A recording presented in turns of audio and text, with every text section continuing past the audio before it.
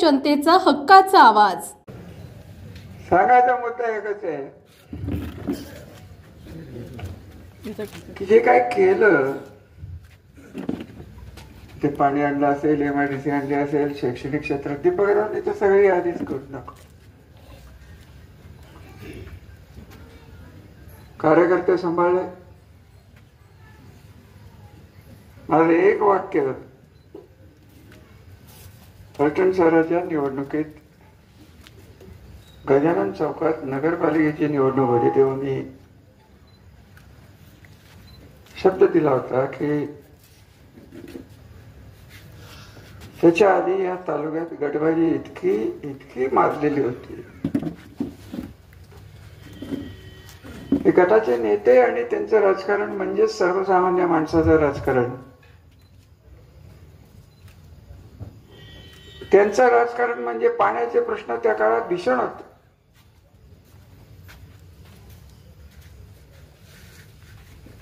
दोन कारखाने सोडले तर कारखाना नव्हता तुमच्या भागात, तर ढवळासारखी 2-4 गावं विहिरीवर बागात ज्यांच्या होत्या ते सोडले तर इथं ऊस नव्हतं. त्या भागातली बरीचशी लोक आज मुंबईत आहेत, बरीचशी परत आलेत. ही सगळी परिस्थिती आपण जेव्हा बघितली तेव्हा मागे चुलते कैलासवासी शिवाजीराजे म्हणजे संजीवराजेंचे वडील यांना आम्हाला तिघांना एकत्र केलं. ते म्हणाले, रामराजे तुम्ही सगळ्यात मोठे आहात, तुम्हाला पुढे जायला लागणार आहे. ते दोघं जण संजीव बाबा पेटो तुमच्याबरोबर राहतील. परंतु जो एकेकाळी तालुका वैभव संपन्न होता,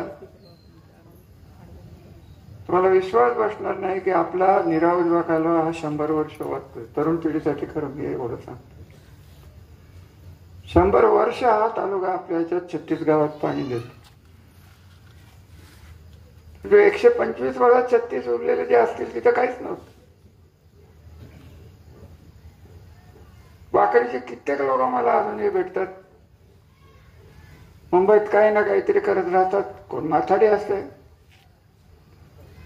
काही ठिकाणी रंग लावणार आहेत, कोण पोर्टमध्ये, कोण कापड बाजारात आहेत. उत्तर कोरेगावातले आणि आदरगी आणि हिंगणगावची लोक भरपूर कापड गावात मला भेटले. राजकारण राजकारणाच्या दिशेने चालत राहत. आम्हाला आमच्या आई वडिलांनी आमच्या आजोबांनी जे सांगितलंय इथे पार्टीचा कुठला प्रश्न येत नाही. आम्हाला सांगितलं गेलं लहानपणापासून की तुम्ही ज्या घराण्यात जन्म घेतलाय त्या घराण्यात मत टाको अगर न टाको, त्या घराण्याची संस्कृती 1200 वर्ष आमच्या घराला इतिहास आहे. त्यावेळी समोर बसलेली लोक ही जनता आहे, हे मताचे गठ्ठे होऊ शकत नाहीत. आणि गेली 30 वर्ष आम्ही हेच पाळलं. मला कोणी सांगा, बऱ्याच गावातली लोक इथं आलेले आहेत. ते स्वतः त्यांची आधीची पिढी कोणाच्या गटात आले, कोणाच्या गटात होते, कधी विचारलं.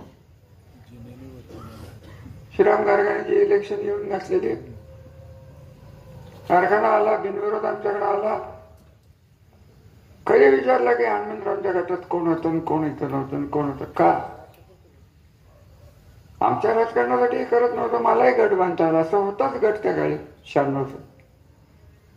बरीचशी तरुण मुलं आमच्याकडे होती. परंतु राजकीय विरोध आणि गटबाजी ही गावागावात आपल्याला नष्ट केल्याशिवाय गाव एकत्र येणार नाहीत. आपण आमदार होऊ न हो, मंत्रिपद मिळो न मिळो, जी संधी आणि विश्वास 96 साली तुम्ही माझ्यावर टाकला, त्या विश्वासाला पात्र राहून पहिलं तर मी काय केलं असेल, त्या नीरा देवघर धरणाचा पाया तर मीच घातलेला आहे. मी बोलणारे स्पष्ट काही गोष्टी आज बोलत नाहीये.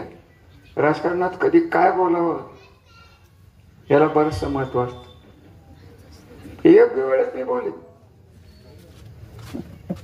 तुमची ही जी गावं होती ही नीरा देवघरच्या उचल पाण्यात होती, लिफ्ट मध्ये होती. धरणाचाच पत्ता 85 सालपासून नाही तर तुमच्यापर्यंत पाणी कधी आलं. हे ओळखलं की ही गावं वगळली गेलेली आहेत. आणि पाणी निराले वगैरे तुमच्या खाली होतं, उताराला होतं, नदीला होतं, नदी काठी होतं, त्याचे लिफ्ट करून तुम्हाला इकडे आणायचं. त्यापेक्षा इकडनंच प्रवाही कालवा जर आपण काढला तर काय होईल, असा विचार माझ्या डोक्यात आल्यानंतर मी पाण्याचा शोध घ्यायला लागलो. आज जे तुम्हाला पाणी दिसतंय, जे कटापूरचं पाणी जे दिसतंय, कोरेगाव मधलं वसना वंगलाचं जे पाणी दिसतंय, या कृष्णेच्या पुराला कुठेतरी आपलं करावं म्हणून आपण या सगळ्या योजना केल्या. पुराचं पाणी हे पुढं कुठेतरी जाऊन कर्नाटक आणि आंध्रात जाण्यापेक्षा आपल्या भागाला 4 महिन्यासाठी तरी आलं तरी एक पीक तर आलं असतं. एवढं तर नक्की. डावत असे पडले माझ्याकडनं त्यावेळेस की जरी कागदावर दोंबलकवडी धरणाचे 4 महिनेच आहेत, 4 महिने तुमच्या विहिरीच्या 4 झोन निघतायत. आता या पावसात झाल्या, त्याच्या आधी अशोकराव तुम्ही बघताय, एकदा विहिरी 4 झाल्यावर तुम्हाला 8 महिने कधी बघायची वेळ आली होती. ढवळचे पैलवान लोक 2000 एकर ऊस, वाखरीला किती आहे मला काय माहित. हे सगळं कशाची किमया आहे. तर राजकीय सत्ता ही तुमच्यासाठी वापरायचा आमच्या घराची जी संस्कृती आहे. आम्हाला पार्टी बिर्टी काय माहित नाही, आम्हाला तुम्हीच दिसते. पार्टी काय कोण नाही म्हणणार आहे भरण्याच्या पाण्याला, पिण्याच्या पाण्याला, शेतीला. मग तुम्ही म्हणला की आधी का नाही झालं, तेव्हा राजकारणावर केंद्र जास्त होतं. मी तुमच्यावर लक्ष केंद्रित केलं. तुमची पुढची पिढी बागायतदार कशी होईल बघेल, माथाडी कामगारांची जाणारी मुंबईचा ओघ कमी कसा होईल हे बघेन. मला तर आठवतंय की 1996ला मी पहिल्यांदा मस्जिद बंदर मध्ये गेलो होतो. मस्जिद बंदर मधली कोणतरी तुम्ही आला होता की नाही माहिती. गुलाबराव डामाळा खंडाळ्याचे तेव्हा तुमचे नेतृत्व. हे माझं जगताप सर नंतर. आणि नंतर फार 96 सांगतो. सगळीच लोक होती. आनंदराव चव्हाण होते, दहेगावचे 12 बांधणी झाल्या तेव्हा लोकांना वाटत नव्हतं ना टिकतील ना टिकतील. लोकांनी जो विश्वास टाकला त्याला पात्र ठरवून आज मी तुमच्या समोर उभा आहे. ते 8 माहीच्या 12 माही कसं झालं, काही लोक म्हणतात मीच आणलं. आता त्यांनी कृष्णा नदी जरी मी आणली म्हटले तरी आपल्याला बोलण्यापर्यंत काय.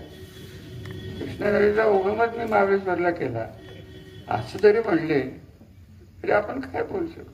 बोलणाऱ्याचं तोंड असतं. आता येताना तुम्ही मला किती लंगडत होतो बघितलंस. कारण काय, कोण आलं होतं त्या डोंगरात फिरायला. इकडे तुमच्या शेजारी इथं जोर आहेच, मला वाखरीला जोर आहे ना इथं कुठेतरी. त्यांना विचारत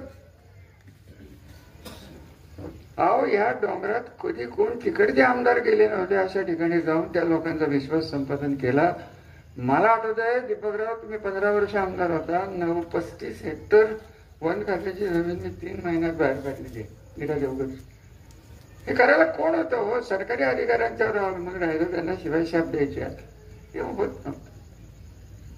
आणि त्या पलीकडे आपल्याकडे त्या काळात पैसेच नसायचे. इरिगेशन खात्याला मला आठवतंय 800 का 900 रुपये बजेट असायचं वर्षाला. त्यात निम्म जास्त तिकडेच जायचं. लिफ्ट बांधू नका हे धोरण तेव्हाच ठरलं. अहो आपलं कृष्णेचं पाणी वाया जाणार आहे जर अडवलं नाही, जिरवलं नाही, वापरलं नाही. आंदोलन कर्नाटकला जाणार आहे याच्याकडे राज्य पातळीवर कधी कोणी गांभीर्याने बघितलंच नाही. मी आमदार झालो तेव्हा आपल्या जिल्ह्यात मला आठवतंय 2 कोयना आणि पुष्कळ इतर धरणं आणि कडे या 3 धरणाशिवाय एक धरण नव्हतं. हिरादेवर नव्हतं जे आपल्याशी संबंधित आहे.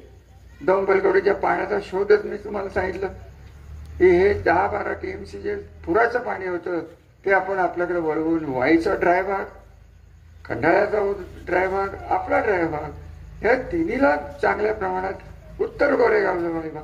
अगदी कोणी किती बोलून द्या, माझी तर इच्छा होती हे 4 TMC पाण्यातलं जे काही राहील त्याचं मांडलाही द्यावं. माड हे आपल्यापासून 1800 फूट उंचीवर आहे. त्यांच्यासाठी 0.50 अर्धा टीएमसी पाणी ठेवलेलं होतं. ते जिया काठाप्रमाणे मी माझ्या हाताने दिली. असं मी केलेलं नाही. आता फलटणला मी जास्त देणारच, कारण तिथला आमदारच होतो. का देऊ? आणि आपले भूगोलच असं आहे की आपल्याकडे पाणी हे जास्त येणारच होतं. तर मी काय, हे झालं ते झालं. तुमच्याकडे ऊस लागले. आता जे 2 कारखाने आपण कंट्रोल करतोय, आपल्या नियंत्रणात आहेत. कदाचित तुमच्या तक्रारी असतील की आमच्याकडे टोळ्या येत नसतील. तर टोळ्याची मागणी मी कधी ऐकली नव्हती. रोजगार हमीची मागणी या भागात ना कायमस्वरूपी मी बघितली. तर तुम्हाला आठवत आहेत जुन्या गोष्टी. तरुण पिढीला रोजगार हमी, तिला रुमाल बांधून करणारी कामं, रोजगार हमीत पैसे नाही मिळाले तर सरकारने दिलेला गहू तो ब्लॅकमध्ये विकायचा, हे सगळंच आपलं बघून झालेलं आहे. डिसेंबरमध्ये बोलला इथं टँकर, आज तुमच्या गावाला तर इथं मला वाटतं एमआय टँक आहे बहुतेक, बऱ्यापैकी मोठा येतो. आता काय त्याची परिस्थिती मला माहित नाही. तो भरतोय बलकवडीने. बाणगंगा यावेळेस भरलं. काय भरायचं राहिलं या बलकवडीने?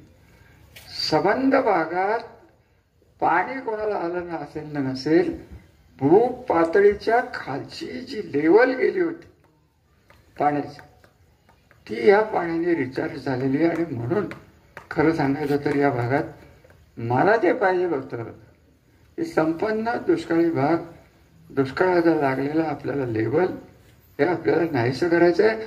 आणि त्यासाठी 30 वर्ष मी झगडलेलो आहे. मला अगदी खरं सांगायचं तर वाखरीला इथं मला स्पष्ट सांगायचं आहे की ह्याच्याकडे गांभीर्याने कोणीही बघितले नाही. ते आपलं पाणी जवळजवळ अरविंद मेहता आहेत, त्या काळात त्यांना विचारा, मी तेव्हापासून सांगत होतो हे कृष्णा खोऱ्यातलं पाणी, त्यात कोयना आलं, कृष्णा आली, भीमा आली, सगळ्या खोऱ्यातलं 120 TMC म्हणजे जवळजवळ एक कोयनेचं पाणी कदाचित फेरविचारात जाईल. लक्ष दिलं नाही. आपण दिलं राज्य पातळीवर, निदान पैशाची तर सोय मी केली. 96 साली महामंडळाची स्थापना झाली. मला एक सांगा, सातारा जिल्ह्यात 8-10 5 धरणं जी काही दिसत आहेत त्याचं जे पाणी इकडं तिकडं गेलंय, ही जर कृष्णा महामंडळात रोखे काढून, रोखे म्हणजे काय, एक प्रकारचं कर्ज आहे. मी 5,000चा रोखा घेतला तर ते सरकारने मला दिलेलं कर्ज आहे. मी सरकारला दिलेल्या कर्जावर आपण धरणं बांधावी, नाविन्यपूर्ण आयडिया मी केली. त्याची साक्ष मुदोली क्लबच्या ग्राउंडवर मनोहर जोशींनी तिथं आले होते. इथं काही लोक बसलेत.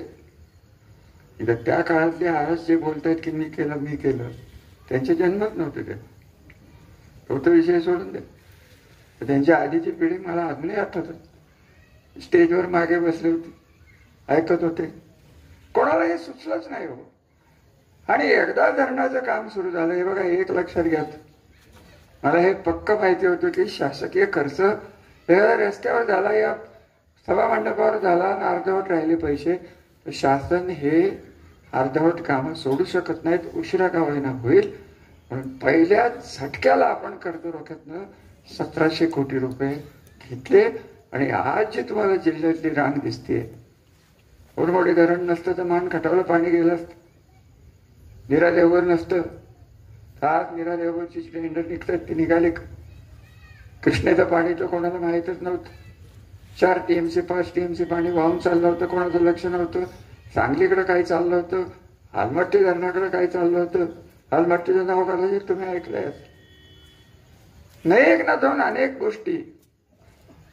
सत्तेमध्ये राहिलो पण सत्तेचा पाहिजे तसा पाठिंबा कधीही मिळाला नाही. मंत्री असतानाही नेहमी पश्चिम महाराष्ट्राचा पाणी प्रश्न 30 वर्ष अखंडपणे न बोलता लावून धरणारा मी एकमेव माणूस आहे, हे मी तुम्हाला अभिमानाने सांगतो. कोणी नाही, 4 मुख्यमंत्री बघितले, काय इंटरेस्ट. मदत कोणी केली तर पवार साहेबांनी आपल्याला गेलं. दिल्लीत ते कृषी मंत्री होते म्हणून बलकवडीला पैसे मिळाले. कर्ज रोख्यातली आयडिया केली, कर्ज रोखे फेडले, परत पुढे गेलो. अनुशेष म्हणजे काय मी आता सांगत बसत नाही, परंतु अनुशेष म्हणजे एकच, विदर्भ मराठवाड्याला माझा विश्वास नाही, तर त्यांना जास्त पैसे, आपल्याला कमी पैसे, रुपयातले 26 पैसे फक्त या 5 जिल्ह्याला मिळत होते रुपयात.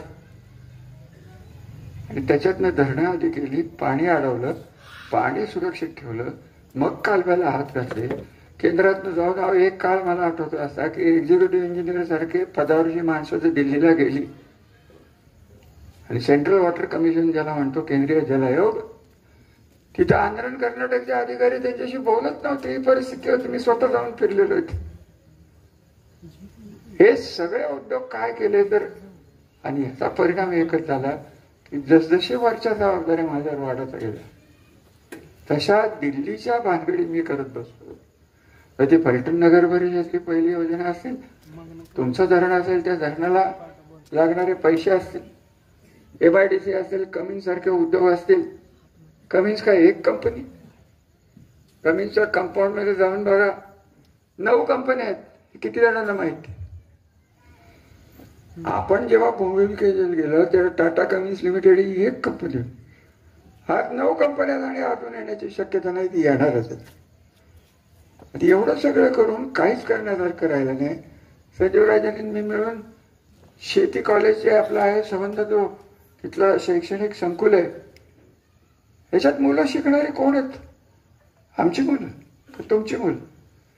सगळं जे केलं हे तरुण पिढीला पुढे तुम्ही परत माताडी म्हणून पाठवू नये यासाठी पाण्याचे प्रयत्न मी अखंड केले.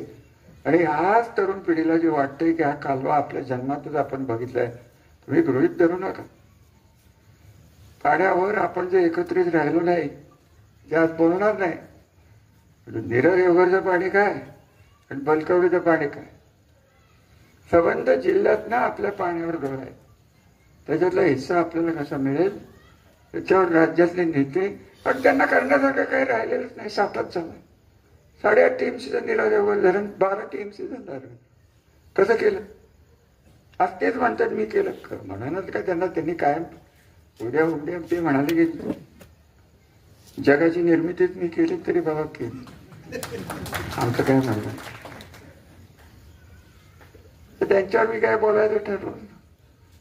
मला जे करायचंय ते मला जे करता आलं, ह्या तिन्ही क्षेत्रात शिक्षण, शेती आणि औद्योगिक कारण आहे. 91 सालपासून 85 सालपासून पवार साहेबांच्या मागे फिरणारा मी एक तरुण कार्यकर्ता. पवार साहेब नेहमी म्हणायचे, ते वाक्य माझ्या पक्क लक्षात राहिलं की शेती करणाऱ्या कुटुंबात एखाद्या 4 भाऊ असतील, एकाने शेती करावी, एकाने व्यापार करावा, एकाने नोकरी करावी, आणि एकाने धंदा करावा. थोडक्यात निसर्गावर अवलंबून कोणी राहू नये. संबंध कुटुंब वेगळ्या वेगळ्या सोर्सेस मधनं पैसे येणं, कधी नोकरी असेल, व्यापार असेल, अमुक असेल, तमुक असेल, हे माझ्या डोक्यात पक्का होतं. आणि तेवढंच मी करून दाखवलं नव्हतं. आज मला आठवलंय की दुसऱ्या इलेक्शन मध्ये राजकीय टीका व्हायची की पुठ्ठ्याचे बोगदे गाड्याच्या गाड्या भरून तुमच्या गावातनं गेलं. आठवत असलं तर बघा, तो बोगदा दाखवला तेव्हा वाटलं लोकांना की खरंच बोगदा आहे. अहो बोगदा काय, 8, 10, 14 बोगदे पाडून इथं पाणी आलं. आज समृद्धी मार्गाचा जवळजवळ 1000-1200 किलोमीटरचे बोगदे मला सकाळी दाखवून झाली तुमची. 8 का 10 बोगदे आहेत, आपण 10 का 15 बोगदे केले. पाणी होतं कुठं, आलं कुठं, पाणी आल्यावर जलपूजन झालं, हे कृष्णेचं झालं. नीरा देवघर आधीच झालं. नीरा देवघरची महिला मी तुम्हाला सांग, 92 साली मी शिरोळला गेलो होतो. सुधाकरराव नाईक हे मुख्यमंत्री होते, अनंतराव थोपटे तिथले आमदार होते, मंत्री होते. त्यांचा या धरणाला पूर्ण विरोध होता. सुधाकर नायकांनी भूमिपूजन केलं, हे शिरवळला केलं. नीरा देवघरच्या साईटवर जाऊन कुठलाही पोलीस बंदोबस्त न घेता ती साईट बघणारा मी एकमेव माणूस, एवढं लक्ष. हे सगळं करताना मला कधीही काही भीती वाटली नाही. पोलिसांच्या गाड्या 2-2, 4-4 फिरतात. ज्यांच्या बाजूने समाजाला भीती आहे तेच पोलिसांच्या संरक्षणात. आता याला आपल्या दुर्दैवाने झालंय एवढं खरं, जे काही झालंय ते झालंय. હવે मला जे पुढचं करायचंय, नेतृत्व असं पुढचं पाहिजे की मताचे गठ्ठे म्हणून न बघणारा माणूस मला या संबंध तालुक्यात कोणी एवढं तुम्ही तुमचं ओळखा, मला नाव घ्यायला लावू नका. ही लोक आज आहेत उद्या नाहीत. आज सत्तेच्या बाजूने आहेत, उद्या अजून 4-5 वर्षांनी सत्ता पालट झाला की पहिले जाणारे हेच इकडे असणार. माझं बोलणं लक्षात ठेवा. आतापर्यंत त्यांनी 3 पक्ष बदलले, काँग्रेस, शिवसेना, परत काँग्रेस आणि आता कमल. हे सगळे उद्योग केलेले, तर तुम्हाला काय फायदा झाला? ते नेहमी म्हणतात की रामराजे सत्तेत राहिले. राहिले, पण यांचं चांगलं करून चाललं ना, कुठं जात नाही. तुम्ही काळजी करू नका, इथंच आहे. हे संपवल्याशिवाय आम्ही जाणारच नाही, एवढं मी तुम्हाला पक्क. संपूर्ण म्हणलं की लगेच त्याचे काही अर्थ काढतात. संपूर्ण म्हणजे राजकीय दृष्ट्या संपूर्ण, बाकीचं काही नाही. ते आपलं जाहीर सांगितलेलं बरं नाही तर परत उद्या बातमी संपवलं. काय संपवलं? कोण कोणाला संपवतं? कोण कोणाला संपवते? राजकारण जय पराजय हे चालत असतात. तुम्हाला आज कार्यकर्त्यांना सवय तर राहिली नव्हती पराजय म्हणजे काय. खरंय का खोटं म्हणून सांग? हा गुलाला गणपतराव तुम्ही राहिला, लहान मुलाला बघावं तसे 4-5 हजार कार्यकर्ते त्यांच्या हाताचे असलेले जपले, आणि मग तुम्ही जरा संघर्षाला कुठेतरी कमी बोललो मी तर तुम्हाला आवडायचं. संघर्ष माहीतच नाही तर तुमच्यापर्यंत पोचूनच दिला नाही. मला काय विरोध करणारे तेव्हा नव्हते का? हीच मंडळी होती. साखरवाडी कारखान्यावर तुमचा किती ऊस साखरवाडीत जातो माहित नाही. साखरवाडीचे माझे चेअरमन ते फिरत असतात, रामराजांनी माझा कारखाना नेला, आता यांच्या मालकीचा कधी झाला? श्रीराम सागरी साखर कारखाना कोणी काढला? तरुण पिढीसाठी बोलतोय मी, जुन्या पिढीला काय बोलत नाही. अवघी 80-90 एकर जमीन माझ्या आत्याची होती, ती दिली. तेवढ्यावर भागलं नाही. 6 लाख का 10 लाख का 1 कोटी रुपये तिथे देण्याची वेळ आली, 3 गोळा होत नव्हते. घरचं काय काय विकलं तर तुम्हाला नाही सांगत बसत. स्वतःच्या घराचं कौतुक, स्वतःचं कौतुक करायचे आमच्या DNA मध्ये नाही, आमच्या रक्तात नाही. काय करायचं ठेवलं या तालुक्याने. मग तालुक्याने मला ह्या सगळ्या केल्याचं हे बक्षीस दिलं तर हे जे काही घडलं 4 महिन्यापूर्वी, आणि हे बक्षीस तेही तुमच्यासाठी स्वीकारेन. परंतु जे कोण नेतृत्व या तालुक्याची विस्कटलेली घडी एकत्र करून कमावलेलं नीट ठेवेल, पाणी नीट ठेवेल, इंडस्ट्री नीट ठेवेल. मी नाही गेलो कुठल्या कारखान्याला कुलूप लावायला, मी नाही गेलो, आमची लोक घेत नाहीत म्हणून आम्ही ते कुलूप कमीच बंद करून टाकतो. सांग अगं कमीच काय, तुम्ही का टाक? तुमच्याकडे एक कारखाना आहे, इथं किती जण तिथं नोकरीला आहेत मला माहित, पगार किती आहेत त्यांनाच माहित, आणि पगारापेक्षा कर्ज किती आहेत हे विचारा. ते बोलणार नव्हतं, पण ते काय बोलल्याशिवाय माझ्या तोंडाला खराब सवय लागलेली. नाही गबस अशोक, तुझ्या 75ला बोलेन, गबस. कधी बोलायचं की मी ठरवणार, तू म्हातारा ठरवायचं नाही. मोजरा बरोबर आहे का? करेक्ट. मोहननी मला सांगितलं त्याला बोलून देऊ नका. दांडे ही जुनी माणसं थकत चालली, त्यांना सांभाळून आमची गाडी पुढे चालली.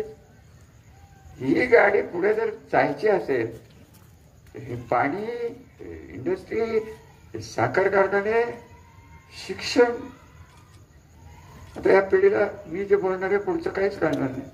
किती जणांना कळतं याच्यातलं कृत्रिम बुद्धिमत्ता म्हणजे काय? तुमची शेती या कृत्रिम बुद्धिमत्तेवर येणार आहे सर. आलीये, तुम्ही जाऊन द्यावं, तुम्ही आमच्याकडे जा. नको ते वाचल्यामुळे आम्हाला कळतं, नाहीतर काय. विषय असा आहे की हे करणारा कोण, ही दृष्टी ठेवणारा कोण. हे जे पाणी तुम्हाला परवा मागच्या पावसात दिसलं, रोहिणी नक्षत्र आपल्या तालुक्यात किती जणांनी बघितलं? तरुण पिढीलाच परत विचार. मान्सून 8 जूनला येत होता की नाही एवढं सांगा. पेरण्या होतच होत्या ना. 15 इंचाचा पाऊस 10 इंच असेल, नाही तर 20 इंच असेल. तो पडत होता, वेळेवर पडत होता, वेळेवर थांबत होता, परत पडत होता, म्हणून आपली शेती पिकत होती. ह्याच्यात काय राहिले? तर राज्य पातळीवर सभापती असताना बोंबलून टाकलं की हे सगळे जागतिक तापमान वाढीचे प्रश्न आहेत. आता तुम्ही म्हणाल हे भाकरीमध्ये येऊन राजकीय बोलण्यापेक्षा हे काय बोलताय, हे तुमच्यापर्यंत येऊन पोहोचले हे तुम्हाला सांगतो. हा पाऊस कधी असा पडलेला होता का? 265 का 280 मिलीमीटर किती, 200च्या वर पडला. धरण फुटायची वेळ आलेली आहे. बाटगर धरण तिकडे 1 इंच पाऊस, हिरादेवगड नाही, पलकवडी नाही. आता महाबळेश्वरमध्ये परवा झाला आहे तिकडे पाऊस नाही आणि लाभ क्षेत्रात बुडीत क्षेत्रात नाही, लाभ क्षेत्रातच पाऊस पडतो. हे कशाचं लक्ष? वेळेवरचं लक्ष नाही. आपल्याकडे पाऊस कधी येतो? गौरी गणपतीत येतो, बरोबर आहे विष्णू? आपले विष्णू तुला बघून मला काय ती आठवण येते कोणाला माहिती. त्याला सुरुवातीला मी तेच म्हणायचं, तुझं नाव काय. जाऊन दे आता जुने दिवस. तर जुने दिवस विसरून चालणार नाही, केलेलं ठेवणार नाही अशी लोक तुमच्या उरावर येऊन बसली. तुम्ही तुमचं ठरवायचंय, आम्ही शेवटपर्यंत लढणार आहोत. तालुक्याची घडी बिस्कटलेली एकत्र आणणार आहोत आणि त्याची सुरुवात या भागात नवनाथ पाटलांनी केली. त्यापासून मी हृदयापासून तुमचं आभार मानणार आहे की इथं आम्ही येत नव्हतो. मी स्वतः जास्त येत नव्हतो. संजीव बाबा नंतर आमदार हे तुमच्या संपर्कात जास्त असतात. मी तेव्हा सभापती होतो. नवीन पिढीला हे सांगायला लागणार आहे. हे जे आपल्यातनं गेलेत त्यांना माझ्या शुभेच्छा आहेत. आणि त्यांना एकच मी सांगेन की त्यांच्याकडे गेलेल्याचं कधीच चांगलं झालंय असं एकही माणूस मला बघायला मिळाले नाही. परंतु तुम्ही आमच्या बरोबर होता, हे काही आमचं काय चुकलं असेल म्हणून तुम्ही गेला, झालं गेलं ते समुद्राला मिळालं, त्यांनी त्यांची वाट पकडली आहे. या वाटेवर आपलं जाऊन काही होणार नाही एवढं सांगण्यासाठी मी नवनाथ लावलं की बाबा कार्यक्रम घ्या, लोकांशी बोलून द्या. तुम्ही सारखं म्हणताय रामराई 15 वर्षात 20 वर्षात कधी भाकरीला इतका आला नाही. अहो येत होतो पण समोरच बसत होतो फक्त. कुठं हा नवनाथची माहिती कोणी ओळख करून दिली होती? ताकद आम्हाला माहिती आहे कोणाची असते. गावात आमच्यापर्यंत न पोहोचणारी माणसंच गावात सांभाळत असतात. आमच्या पुढे असतात ती गेली तिकडे. आम्हाला हे धडा मिळाला की जास्त विश्वासाठी प्रेम दाखवू नका. आम्हाला कळलंच नाही काय कॉन्ट्रॅक्टर गेले, उद्या सत्ता बदल झाली. आम्हाला त्यांच्यासारखं वागता येत नाही म्हणून राहू. तिकडे गेलेल्या कॉन्ट्रॅक्टरची बिल अडवायला माझं मी अजून आमदार आहे.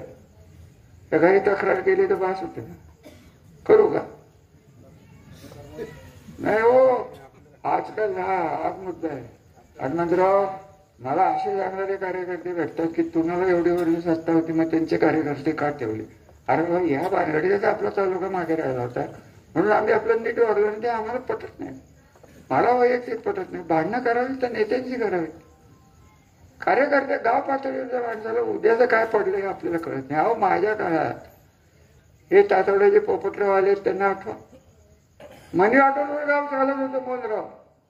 बापूराव तुम्हाला आठवत असेल, मनी ऑर्डर घ्यायची तिथं माथाड्यांच्याकडनं. तेव्हा इथं रेशनचे दुकान लक्ष्मण चक्र बऱ्याच गावात मी बघितलं. जेव्हा होतं तेव्हा सगळीकडेच फिरलं. गावं बदलली. विकास किती झाला तुमचा तुम्हाला माहित नाही. सभामंडप तुम्हाला माहित नव्हतं. रोजगार हमीचे रस्ते सोडले तर आपल्या तालुक्यात नव्हतं. आज तुम्हाला जे बघायला मिळतं या तरुण पिढीला, आमच्या काळात लोणंद फलटण आणि आदरगीन फलटण याच्याशिवाय मोठा रस्ता कुठं होता एवढं सांगा मला. शिवाय जास्तीत जास्त फलटण पंढर तोच रस्ता. आज दक्षिण उत्तर रस्ते किती झालेत ते कोणी केलं? त्यांनी केलं. आज हिंगणगावला जायचं, शेरीच्या वाडीवर नाही जाता येते, आदरकीवर नाही जाता येते. उदाहरण म्हणून सांगतो, सासवडला जायला आजकाल तिकडनं जायलाच लागत नाही, मग इकडनंही जाता येते, मग इकडे. अहो हे सगळं करायला वेळ लागला. सत्तेचा संधीचा तुम्ही दिलेला तुमच्यापर्यंत विकासाची गंगा पोहोचवणार का पुढचा उमेदवार पुढचा राजकीय नेतृत्व हे द्या, आणि ते मला दिसत नाहीये. आणि जोपर्यंत दिसत नाही तोपर्यंत मी माझा संघर्ष पार्टी बिर्टीनंतर तुम्हाला लगेच प्रश्न पडतो पार्टी काय काय करायचंय तुम्हाला. मी अपक्ष आहे. काय म्हणणे पहिल्यांदा काय होतं आपल्याकडे छत्रीच होते की काय होतं मला आठवत. तरुण पिढीला वाटतं पार्टी मंत्री 2 गाड्या मागं 4 गाड्या मागं 5 गाड्या डोक्यावर मागं ॲम्ब्युलन्स. असं नाही मी केलं. 15 वर्ष मंत्री होतो. सध्यात माझ्या एवढ्या जिल्ह्यात आपल्याला मंत्रीपदच कोणाला मिळालं नाही एवढं लक्षात. तर राज्याचं माझ्यावर सोडा. त्यावेळेस माझा एकदा सगळे दिवस कदाचित आपल्याला बघायला लागले नसते, परंतु झालं ते मागे वळून बघायचं नाही. संघर्षाची पावलं टाकायला लागणार आहेत. आणि संघर्ष हा तरुण पिढीच्या शक्तीने आपल्याला घ्यायचा आहे. नवनाथ जी तुम्ही आलाय, तुमचं स्वागत. तुमच्या घरात दुर्घटना झाली, माझी टेम्पलची ओळख नव्हती. असतंय, नशिबात दिलेलं असतं, त्याला आपण काय करू शकतो. हे सगळं दुःख विसरून गावाच्या भल्यासाठी आणि दुष्काळी भागाच्या गावासाठी तुम्ही आज आमच्या बरोबर आले ना. काही लोकांनी यांना दम भरले. मला माहित नाही ते तुम्हाला बोलले होते ते असं होईल ते तसं होईल. काय होत नाही, एडी आलं तरी बाहेर काढतो. काही होत काय ते असते दम. मी कधी दिला ना दम तुझी बदली करायची एखादी सांगा. शिक्षक असलेलं कधी बोललोय तुला महाबळेश्वर दाखवतो, पाटण दाखवतो. पाटणचीच लोक माझ्याकडे यायची की आम्हाला तुमच्याकडे घ्या. मला काय सांगतो तुम्हाला काय काय स्वतःला करतो. तरुण पिढीला माझं एकच म्हणणं आहे की एकदा वेळात वेळ काढा. मोबाईल नंतर बघा, देवघर बघा, बलकवडी बघा. काढलेला कालवा जो आहे, कालवा जो बनावा आहे, त्याच्यावरनं मोटरसायकलवरनं त्या बोगऱ्यापासून तुमच्या गावापर्यंत तिथे या. पाणी कसं येतं ते बघा. आणि त्याला कोणी केलं हे तुम्ही तुमचंच ठरवा. मी तर म्हणणार मी केलं ते, कारण मी केलंच. पाणीच माहित नव्हतं बलकवडीचं कोणाला. हे पुराचं पाणी 10-12 TMC शोधलं मी. मला लोकांनी वेळात काढलं. त्या काळातले नेतृत्व नावं नाही सांगत बसत, ते गेली लोक. त्यांनी कधी बघितलंच नव्हतं. मी तुम्हाला सांगितलं ना, गांभीर्याने कोणीही औद्योगिकरणाकडे बघितलं. 2 कारखान्यावर किती लागले असते. 6,000 मुलं कमिन्स मध्ये आहेत की नाही सांगा. किती कमिन्सची मुलं आली. ही पोरं असे चावते. शिफारस करणार दिनकर चव्हाण, लावणार मी, आणि लावल्यावर उलटा जाणार तो. शिफारस केलेला आहे माहिती नाही आपण कोणाची केली. आम्हाला तर माहिती असायचा प्रश्नच आहे. ते फक्त सांगितलं एवढं करायचं केलं डोळे जाऊन. ही परिस्थिती आलेली आहे म्हणून पोरं 15,000 झाली की डोक्यात फिरते त्यांनी. अहो गाव पातळीवर तुम्हाला त्रास झाला, आपल्या गटात असं नाही. अरे बाबा शिफारस मी केली होती, करणारे तुम्हीच. ते सगळं आपण सुधारलेले. आता ते होतं असं बोललो की लगेच विरोधक फक्त रामराजेंचं ऐकलं जातं. अरे रामराजेने आणलं म्हणून ऐकलं जातं. तुम्ही काय केलं एवढं सांगा ना. अरे त्यावर नाही म्हटलं तरी मी बोलणार नाही. मला काय त्यांच्या नादाला लागायचं नाही. पण तुमच्यावर बाकी माझा एक दोष आहे की बलकवडीचं पाणी तुम्ही घेताय, परंतु ज्या खाजगी कारखान्याला त्यांचे कारखान्याची जी सगळी मलिका काय होती ती धुण्यासाठी कारखान्याला बलकवडीचं पाणी नेणारे एक रोटेशन संपवलं तेवढं. इतक्या गावाला पाणी मिळतंय, पण एखादी शब्द काढला नाही म्हणून. हे गेलं की नाही सांगा, ज्याला कोणाला माहिती आहे. पहलवान गेलं की नाही एवढं सांगा. आणि तुम्हालाच ते पटत असतं, मी तरी काय करणार. मी काय माझ्याकडे आलं तर मी बोंबलणार, दुसरं काय करणार. परंतु त्याही काळात आम्ही आमचं लेवल सोडली नाही. आजही आम्ही लेवल सोडणार नाही. आणि ज्यांनी लेवल सोडूनच राजकारण केलंय त्यांचं राजकारणात इथं टिकणार नाही. आणि हे न टिकवण्याचं काम माझ्या राजकारणासाठी मला नकोय. तेव्हा मी पाहण्यासाठी मतं मागेन. आता केलंय ते वाचवण्यासाठी तुम्हाला मतं मागायला आलोय. आणि अशा वेळेस नानाजी आपण आलात परत एकदा आपला आणि आपल्या कुटुंबाचा आणि आपल्या सर्व कार्यकर्त्यांचं आम्ही कधी कोणाचं वाईट केलं नाही. कार्यकर्ते जे गेलेत त्यांना आता काय करायचं राहिलं एवढंच सांग. हे नाव तर घ्यायचं नकोच. या तुमच्या गावात तुम्हाला आठवत नाही मी 85 जाऊन बसले. समाजवादी काँग्रेस कुठं बसायचो आम्ही? इथं तेव्हा नागपूर. हे सगळं जुनं आठवते. विपरीत आले कोणाला काय बुद्धी सुचेल करायची त्यांना दम भरले जातील. पण तू एक माझी विनंती आहे, हे आमच्याकडे आलेल्या कार्यकर्त्यांना दम भरायचा प्रयत्न करू नका. मी जेवढा सरळ आहे तेवढाच वाकडा आहे. मी बोलणार नाही, परंतु कार्यकर्त्यांना जर दम भरले गेले तर तुम्ही कुठं असाल, काय असाल, कोण तुमच्या मागे, कोण तुमचा पक्ष आहे, मी बघणार नाही. मी कार्यकर्त्याच्या मागे ताकदीने उभा राहून त्याला काय होणार नाही एवढं लक्ष काढलं. जे कायदे करू नका. जुनं बोलायचं म्हणलं, तुम्हाला माहित नाही ड्राय भागात मी मांडव खडकला मी संजू बाबा आलो तेव्हा आमच्याकडे माणूसच नव्हते. हे काय घ्या रामच गलीतली फलटणची पोरं घेऊन आम्ही आपल्या इकडे दगडफेक झाला नाही आमचं. आता ते या सगळ्या गोष्टीतनं आम्ही गेलोय. आज मी पाय घालवले, आज मी 30 वर्ष वाया गेली. फक्त जे तुम्हाला मिळालंय ते टिकवण्यासाठी मी तुम्हाला मतं मागतोय आणि आमचा अनुभव घेतलाय. आत्ताशी तुम्ही 4 महिने यांचे अनुभव बघताय. 5 वर्षे सत्तेतले खासदार होते, काय आणलं होते, कधी काय बोलले. शेवटची 2 वर्ष उगाच ह्याला पण नारळ फोड, त्याला नारळ फोड, अमुक फोड. तुम्हाला मी आत्ता सांगून जातो, हे जे चाललंय नारळ फोडाफोडी, ही सगळी कामं आणि तो विकास आम्ही घडवलेला आहे. आम्ही ती यादीत आणणारे बाहेर आणि लोकांना सांगणारे की बघा तुमच्या गावात कोण नारळ फोडायला आलंच तर त्याच्या जागी 2 दिवस तुम्हीच फोडून मोकळा करा. काय आपल्याला सरकारी कामाच्या अडचणी नारळ फोडायला बिघडते काय? आणि नाहीतरी लोक कुठं फार शाडी झाली त्याच्यातलं बघणे. काही लोक अशी दिसत आहेत की नारळ फोडा, नारळाचे पैसे, लाडक्या बहिणीचे पैसे आणि परत पॅकेज आहेत. पॅकेजने घोटाळा झालेला आहे आणि पॅकेजची संस्कृती आपल्याला घालवायला लागणार. ही पॅकेज ही भानगड आहे ना, ही दीपकराव आपल्याला परवडणार नाही. आता तुमच्याच ग्रामपंचायतीत कुठनं आणणार पॅकेज? आणा की पॅकेज वापरा शक्य होईल का? उगाच तुम्ही आपलं व्यवहार कर, तुमच्या स्वभावात नाही. मी आपल्या पिढीला बोलतो, त्यांनाच सांगायला लागणार आहे आणा. कुठनं आणायचं जिथून आणायचंय तिथनं घ्या. परंतु असे काही अनुभव दिले की याच्याकडनं पॅकेज घेतलं, त्या माणसाचा उमेदवार जर पडला तर घरी येऊन वसूल करतात. एवढं पक्क लक्षात घ्या. तेव्हा घेताना 4 वेळा विचार करा.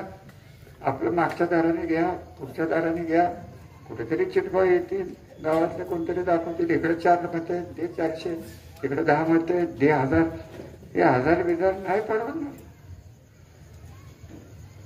ग्रामपंचायती इलेक्शन तर लागलं का नाही लागलं?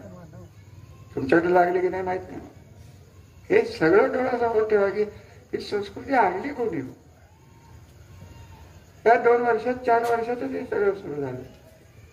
आणि आपण लोकांच्यावर ते राज्यात पोचलोय. हे राज्यातल्या सत्तेवर तुमच्यावर बलात्कार करून तुमची मतं घेतायत. हे फार मोठा फरक तुम्हाला आज सांगून जाणार आहे की मी गप्प बसणार नाही. मी बाहेर पडलोय असं दीपकराव म्हणले. हे खरं आहे. किती त्रास झाला तरी केलेल्या कामाला पट्टा लागून मी देणार नाही. त्यांनी काय केलंय ते पुढचं सांगावं. ते आमचं काय म्हणणं नाही. शुभेच्छाचं चांगलं करा, फक्त आपलंच करू नका. यांनी काय केलं 25 वर्ष?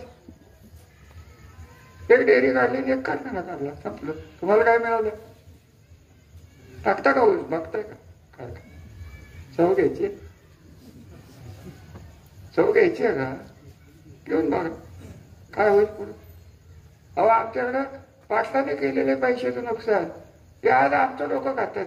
साखरवाडीचं पैसे राहिले कुठले? 17, 18, 18 एकूण पाटील म्हणतो माझा कारखाना घेतला. अरे बाबा तू बट्ट्यामुळे केला त्या कारखान्याचा आणि परत तिथंच फिरतोय, कसं काय व्हायचं मग? आणि ज्यांनी केलंय मला सांगू साखरवाडी कारखान्यात मी लक्षात घातलं. इकडे तो ओंकार बसलाय, कुठं बसलाय त्याला कामगार, बागायतदार, पाटलांचे कार्यकर्ते, आमचे कार्यकर्ते सगळे म्हणून खंडोबा गेस्ट हाऊस मध्ये माझ्याकडे आले, माझ्या पाया पडले, म्हटले रामराये हा कारखाना चालू करा नाही आमचे संसार. आणि म्हणून मी त्या भानगडीत पडलो, कारण श्रीराम कारखाना न बोललेलं बरं झालं ते झालं, पण त्याच्यातनं बाहेर निघाला की त्याच्यावर केसेस, ह्याच्यावर केसेस. सध्या माझा वेळ फलटणमध्ये असलो तर सकाळी 10-11 पासून दुपारी 3 पर्यंत आणि संध्याकाळी 6 ते 9 पर्यंत फक्त केसेस.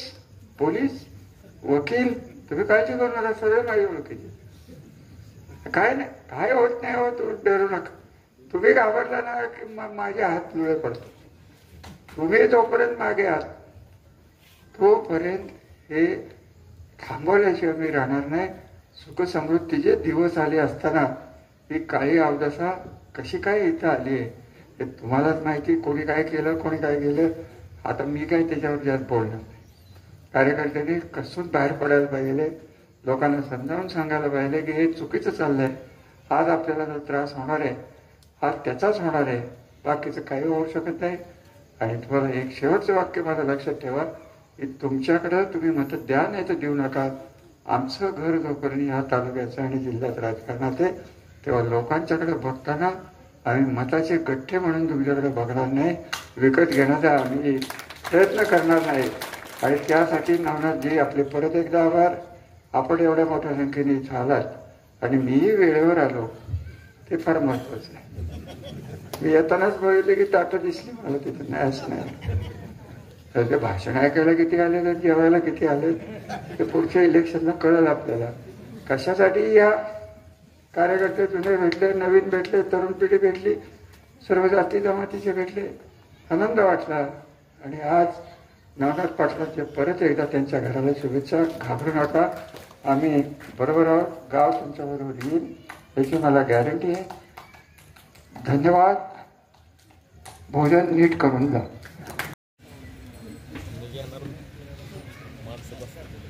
खऱ्या अर्थानं आजचा हा कार्यक्रम आपण आयोजित केलेला आहे तो म्हणजे राजे गटामध्ये आपल्या गावचे सन्माननीय माननीय श्री नवनाथ आप्पासू ढेकळे उर्फ नवा पाटील हे राजे गटामध्ये जाहीर प्रवेश करत आहेत.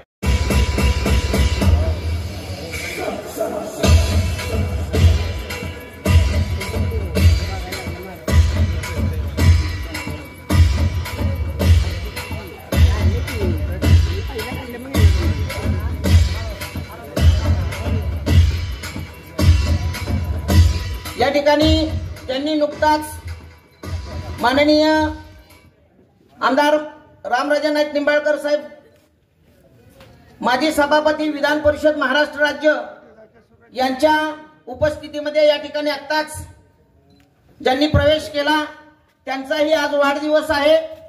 आपल्या सर्वांच्या वतीनं त्यांना वाढदिवसाच्या शुभेच्छा. आपण या ठिकाणी ही वाढदिवसाची भेट. आपल्या भागातील महत्त्वाच्या आणि ताज्या बातम्या पाहण्यासाठी गंधवार्ता न्यूज चॅनलला यूट्यूबवर सबस्क्राईब करा आणि बेल आयकॉन प्रेस करा.